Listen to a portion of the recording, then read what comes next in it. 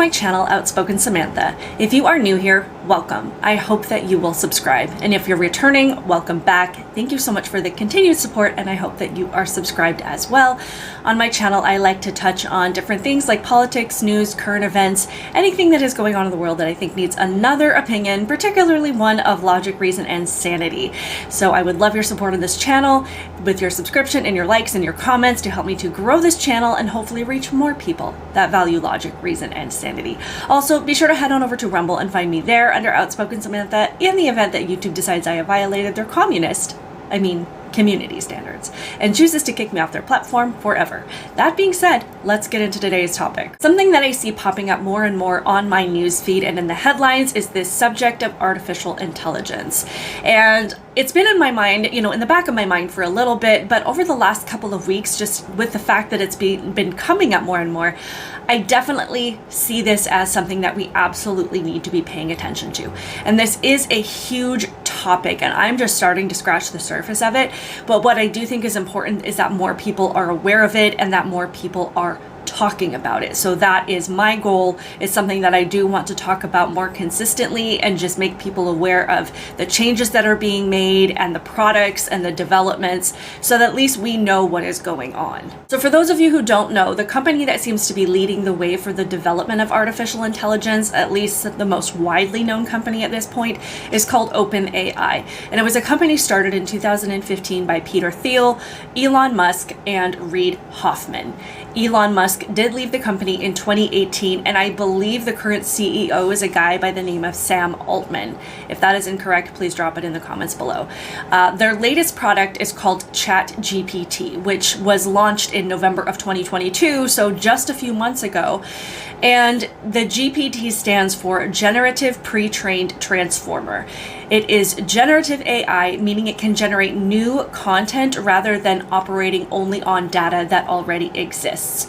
So in my mind, that means this is a program that can progress by itself without the help of an actual person. And I do want to throw in here, if I do say anything that is inaccurate or needs more context or that you want to contribute to, please drop it in the comments below, because this is something that we are all learning about, and obviously we are not all experts on this, so feel free to leave additional information below and feel free to explain it to me like I'm 5. So one of the main questions that you're asking yourself here is, what is Chat GPT? And I saw this comment on a particular, just a video that was kind of giving a long-winded explanation of it, but this comment I felt like summed it up pretty well.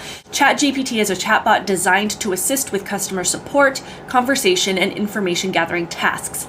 It uses natural language processing and GPT-3 technology to generate responses that are tailored to the user's input. Chat GPT can handle a wide range of queries and provide answers in real time, making it a valuable tool for businesses looking to improve their customer support experience. I know we've all seen movies that are centered on this idea and what AI can do, and I think the one that we're most familiar with is iRobot with Will Smith in it. And we see these robots that are essentially created to become partners to humans, to make our lives easier, to help us to run errands, to clean the house, to watch the kids, to take over the extra tasks that can become burdensome, especially when we're all so busy. We have both parents working full-time jobs, kids that need help getting their homework done, that have essays that are due tomorrow. And I understand it is completely overwhelming. That is the stage of life that I am in right now with my children. And these bots are essentially made to assist us and function as simulated humans, but still remain under our control and are programmed to see us as the boss and obey us until we tell it to shut down. And in the movie, in this particular movie, and in every other movie that's centered on AI, the artificial intelligent creation always, every single time, progresses beyond a level at which we can control it, and because it does have access to far more information than any human can, it develops into something that sees itself as superior to its makers, and then it becomes the one in charge. And I understand that these are just movies, but we would also be naive to pretend that this is not something that could happen with what has been done already. And in our case, we don't have Will Smith to swoop in and save us and to end this demonic creation. And come to find out, Will Smith actually hits like a girl, so he probably wouldn't be able to save us anyway. So one of the first things that I heard about Chat GPT was its ability to take specific instructions for writing assignments and complete these tasks in exactly the way that you would want. For instance, this dad in this news article said he used Chat GPT to write a bedtime story for his 2 kids. In this New York Post article, it says, "It's bedtime, the most soul-crushing part of the day. Dad of 2 Gavin began the TikTok. You've got your kids and they want you to read a book. But you know what? You've read all the books and you're sick of it. Not today, kid, not today. So you pull out your phone and say to Chat GPT, you tell that robot, hey, write me a story for my 4-year-old and my 6-year-old. But it's not just any story. I want it to be 5 minutes long. Ask your kids for some characters. They're going to say Elsa or whatever. You add some in yourself. And then you say, I want it to be in this fantastical location that's filled with candy and butterflies. And then whatever your kid is struggling with at the moment, you slip that in there," he said. That's right, you include some underlying messaging about not being a jerk to your brother or something like that. The dad said the resulting story was good enough for his kids aged 4 and 6 and had his agenda added in. To boot, his kids felt like they contributed to the story. Job well done, right? It seems harmless enough, right? But it's a little scary that this bot could take such specific instruction and create something out of thin air because, as we said, it's not creating content from what already exists, it's generating entirely new content. And I don't know about you guys, but that just freaks me out a little bit. So this guy had ChatGPT write something a little bit more complicated. In this other article, it says, while working hard on an essay due the next day for my AP Language and Composition class, a conversation a few seats away caught my attention. I didn't even start my essay. I'll probably use ChatGPT. At first, he doesn't have the intent to plagiarize, but he wants to see what the capabilities of this program is. So he starts out by saying, using ChatGPT was extremely simple. Once opening the Chat GPT program on the website, you open a new conversation and now can type whatever prompt, question, or statement you desire, and artificial intelligence will respond to you. The technology was astonishing to me. I typed in a simple prompt at first.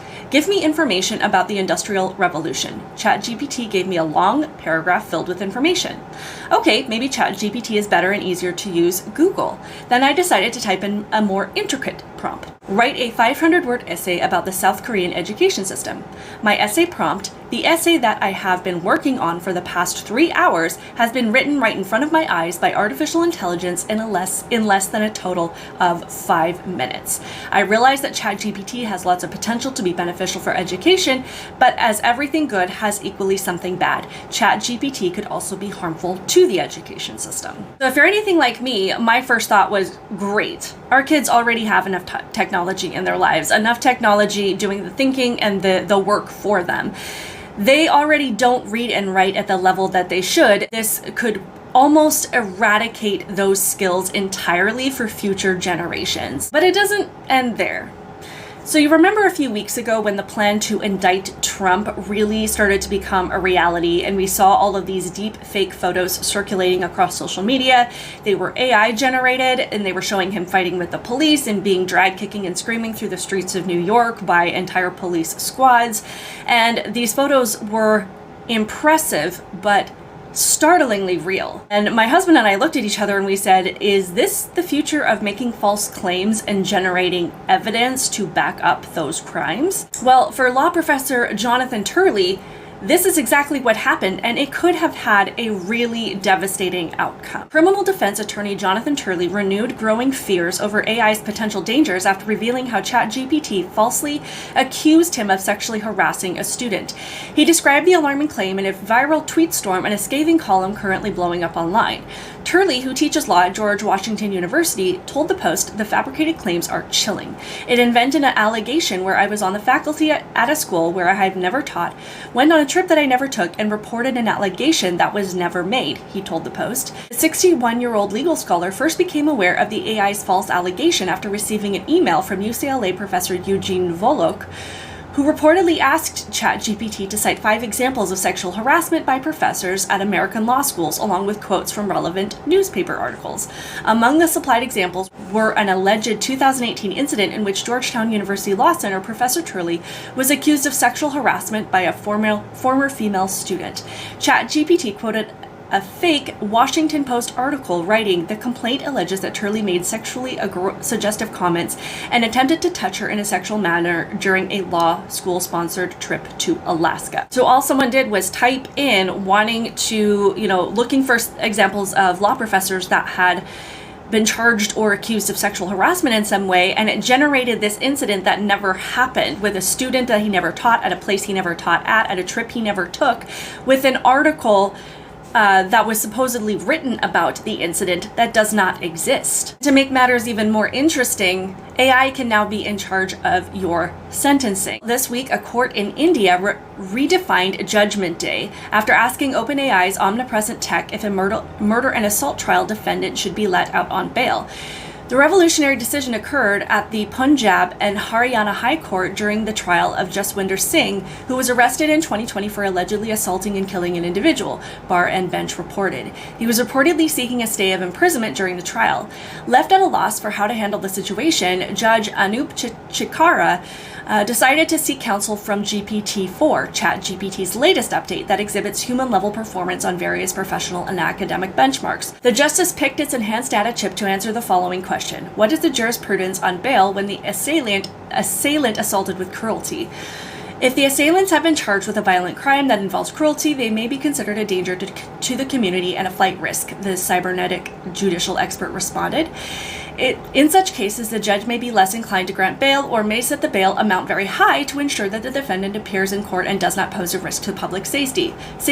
It added, however, in general, if the assailants have been charged with a violent crime that involves cruelty, such as murder, aggravated assault, or torture, they may be considered a danger to the community and a flight risk. They added that even if the defendant was guilty of cruel assault, they may still be granted bail if the judge gauges that they aren't a danger to the community or a flight risk. And let's just throw in one more area where this tech is particularly scary. Apparently, it's being used by scammers. So, gone are the days of just getting a phone call from someone pretending to be a medical professional who says your grandma has been in a car accident and needs you to wire her money, or just getting a good old-fashioned email asking you to send your address to send a cashier's check to for you to cash it on your own account, keep a portion, and send the rest to another guy in another country, only to have the whole thing bounce later and you're out thousands of dollars. Artificial intelligence has taken phone scams to a frightening new level. An Arizona mom claims that scammers used AI to clone her daughter's voice so they could demand a $1 million ransom from her as part of a terrifying new voice scheme. I never doubted for 1 second it was her, distraught mother Jennifer DeStefano told WKYT while recalling the bone-chilling incident. That's the freaky part that really got me to my core. The bombshell comes amid a rise in caller ID spoofing schemes in which scammers claim they've taken the recipient's relative hostage and will harm them if they aren't paid a specified amount of money. The Scottsdale, Arizona resident recounted how she received a call from an unfamiliar phone number, which she almost let go to voicemail. Then DeStefano remembered that her 15-year-old daughter, Bree, was on a ski trip, so she answered the call to make sure nothing was amiss. A simple decision would turn her entire life upside down. I pick up the phone and hear my daughter's voice, and it says, "Mom," and she's sobbing. The petrified parent described, I said, "What happened?" And she said, "Mom, I messed up." And she's sobbing and crying. Her confusion quickly turned to terror after she heard a man's voice tell Bree to put her head back and lie down. This man gets on the phone and he's like, "Listen here, I've got your daughter." DeStefano explained, adding the man described exactly how things would go down. "You call the police, you call anybody, I'm going to pop her so full of drugs," the mysterious caller threatened, per DeStefano, who was shaking at the time. "I'm going to have my way with her and I'm going to drop her off in Mexico." All the while, she could hear her daughter in the background pleading, "Help me, Mom, please help me," and bawling. And that's when Bree's faux kidnapper demanded the ransom. So as you can see, all of this is just completely nuts.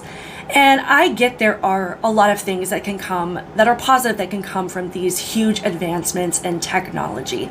And I don't necessarily believe that something like this can be all bad, but I think many of you who are watching this channel, that it's not what it is, but who's controlling it. That's the problem. Rest assured, the Biden administration says it's already on it, guys. They plan to start looking at ways to regulate it so it can keep us safe and healthy. And as a society, we have already demonstrated our willingness to accept things at face value. When something is sold to make our lives easier, or to help keep our health in check, or to take on an extra task that we're too exhausted to manage, or where we're preyed upon in a moment of stress, it's definitely extremely difficult to resist these things. But we need to remember who is running these things and what their purpose is. And it is never to achieve the thing that we're told, at least the positive thing that we're told. I couldn't help but think, you know how as conservatives, a lot of the conversations that we have with the left is for them to provide examples to the accusations that they make. If they call you a racist or a white supremacist or accuse you of harming people or intending to cause harm to people, we always come to this point of, we'll provide examples of the things that I've said or done to back up that claim. This makes me a little bit nervous. I also just wanted to include this little clip, and maybe it was from about a year ago, where all of us were kind of looking at the screen going, what is that? Trump lacked the courage to act. The brave women and men in blue all across this nation should never forget that. And I remember at the time having this thought in my head, like, are they testing some kind of AI? And are they gauging the public's response to how realistic they think it is? Are they accepting of what is happening right in front of their faces? Or do they question it and what needs to be tweaked? And that was the conspiracy theorist part of me. And now I'm not so sure that it's a conspiracy theory.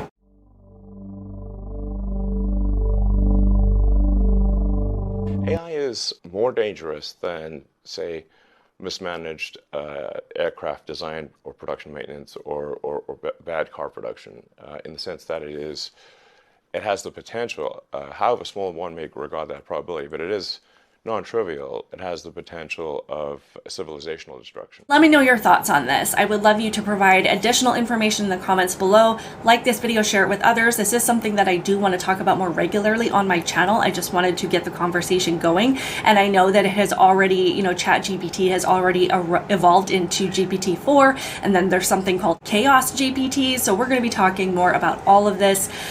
So I appreciate any contributions that you have. If you want to leave them below, or also you can email them to me. My email is in the description box. So thank you so much for watching, and I will see you in the next one. Bye.